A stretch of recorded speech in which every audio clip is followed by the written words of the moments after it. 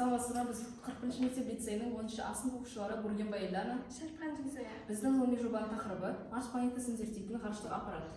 Біздің жобаның мақсаты белгілі бір бағытта жүре отырып, Марстағы ауа температурасын және шыңдағы тау жыныстарын зерттеп оны қашықтықтан басқару.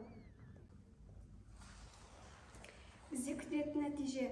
Бізде қазіргі таңда Қазсат-1 спутнигі сәтсіздікке ұшырағаннан кейін біз шет елдерден көмек алып, солардың спутниктерін қолданып жүрміз. Біз осы нәтижеде спутниктерді өзіміздің Қазақстанның атынан шығарып, өзімізді идеямызды қосып дамытқымыз келеді.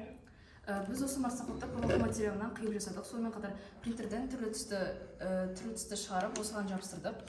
Бұл марсақотты жасауға Arduino Uno микроконтроллерін қолдандық. Және де осы марсақотты сипаттап кететін болсақ, мынау күннен энергия алатын мынау спутник, біздің Қазақстанмен жермен связь ұстау үшін мынау спутниктің белгісі, бұл қызыл жанып тұрады. Мынау Қазақстанның туы. Ал мынау арқылы жердегі тау серіктерін емес. Связь емес, байланыс біріншіден.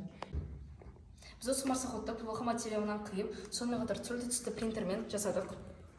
Мынау күннен сәуле алатын батареялар болып есептелінеді. Мынау біздің жер ғаламы шарымен байланыстап тұратын спутник. Бұл спутниктің сигнал беретіні, мынау Қазақстанның туы, сонымен қатар антенналар болып есептелінеді. Мынау болса Марстың жер қыртыстарын зерттейтін аппарат.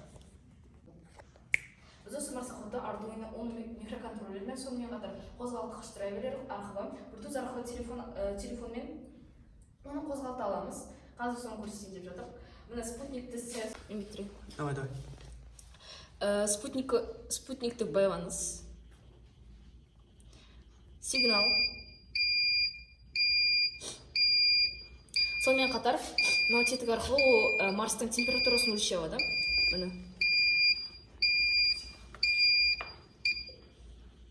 Ал енді марсақотты жүргізіп көрсек.